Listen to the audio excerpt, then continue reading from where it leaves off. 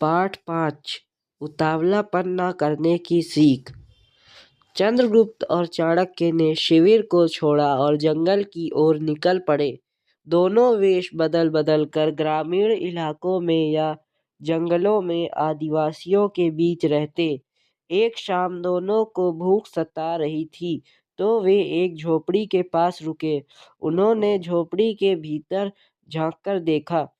झोपड़ी के भीतर एक बालक बैठा था। वह भोजन कर रहा था। उसके सामने कुछ रोटियां रखी थी। वह रोटियों के मध्य से खाता और किनारे सुरक्षित छोड़ देता था। शायद किनारे कुछ मोटे होने कारण उसे खाने में दिक्कत हो रही थी।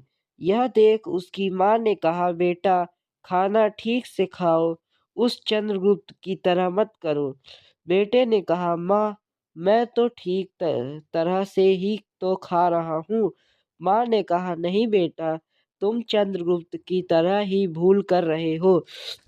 इस बात को सुनकर चाणक्य से न रहा गया। वे अपनी भूख को भूल गए और उन्हें यह जानने की तीव्र इच्छा होने लगी कि चंद्रगुप्त ने ऐसी क्या भूल की है कि जो मैं भी नहीं समझ पाया। यह सोचते हुए वे झोपड़ी में भीतर आ गए। एक आगंतुक को आया देख स्त्री ने खड़े होकर पूछा, जी कहिए। चाणक्य बोले, बहन इधर से जा रहे थे कि प्यास लगी तो यहाँ चले आए। यहाँ आकर देखा कि आप अपने बालक को डांट रही हैं और डांटते वक्त चंद्रगुप्त का उदाहरण दे रही हैं। ऐसी क्या भूल कर दी उस वीर पुरुष ने जो कि उसकी भूल आपको इतनी चुभ रही है। इस उस स्त्री ने पहले तो चाणक्य को घूर कर देखा, फिर कहा, हमने उससे बहुत आस लगाई थी।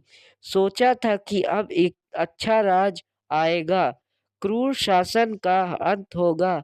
लेकिन उसकी भूल के कारण वह हारा ही नहीं, बल्कि उसने हम सभी के सपने तोड़ दिए।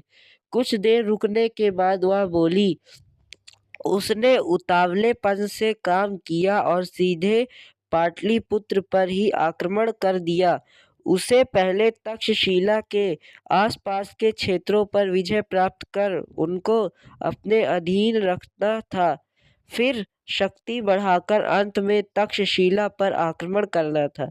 अर्थात वह किनारे को छोड़कर मध्य में आक्रमण करने लगा था। उस स्त्री के वाक्य चाणक्य के हृदय में तीर की तरह उतर गए और उन्होंने फिर से अपनी रणनीति पर विचार करना शुरू कर दिया। इधर चंद्रगुप्त ने सीमावर्ती नगरों के वासियों को विश्वास दिलाया कि धनानंद को हटाया जाना कितना और क्यों अनिवार्य है। और उधर चाणक्य कैकेयी नरेश पुरु से मिलने पहुंच गए। पुरु भी अपने साम्राज्य विस्तार की योजना बना रहे थे और वे धनानंद से मन ही मन शत्रुता रखते थे, लेकिन उनकी कभी मगध पर आक्रमण करने की हिम्मत नहीं हुई। चाणक्य ने पुरुराज को विश्वास में लिया और बोले, मगध के नए शासक के रूप में मैंने चंद्रगुप्त को तैयार किया है। अंततः दोनों के बीच भारत के विशाल क्षेत्र के बंटवारे को लेकर भी चर्चा हुई। उन्होंने कहा कि मगध का कुछ भाग आपको दे दिया जाएगा, क्योंकि मगध बहुत ही विशाल क्षेत्र था। पुरु ने बहुत सोच विचार के बाद पूछा, लेकिन हम धनानंद से किस तरह से लड़ेंगे। तब चाणक्य ने कहा, हम सिकंदर की बची हुई सेना, आदिवासियों और विशाल जन समर्थन के सहारे आगे बढ़ेंगे। आपकी सेना इन सभी को प्रशिक्षण देगी। पुरु ने चाणक्य की बात स्वीकार कर ली और अपने मंत्री को बुलाकर सैन्य तैयारी किए जाने का आदेश दिया।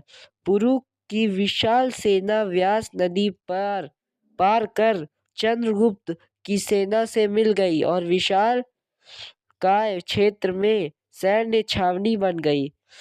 विशाल सेना को देख चंद्रगुप्त ने अपने गुरु चाणक्य को प्रणाम किया और वे हर्षित हो उठे।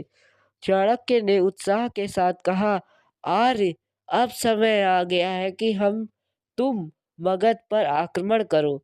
उन्होंने कहा, तुम्हारे मार्ग का सरल बनाने के लिए की सेना लेकर आया हूँ पुरु की सेना लेकर आया हूँ। इन सब का संचालन करो।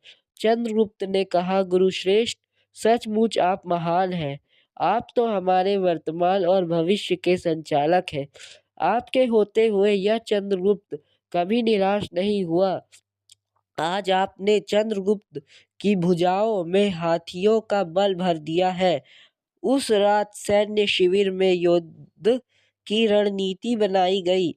सेना को चारों भागों में विभक्त किया गया और मुख्य सेना का संचालन स्वयं चंद्रगुप्त ने संभाला और शेष का संचालन कुशल योद्धाओं को सौंप दिया।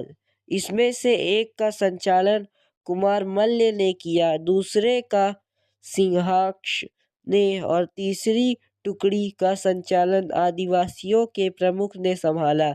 इसके बाद चंद्रगुप्त ने पूरी ताकत के साथ मगध पर आक्रमण किया और धनानंद को मौत के घाट उतारकर मगध पर कब्जा कर लिया। धन्यवाद।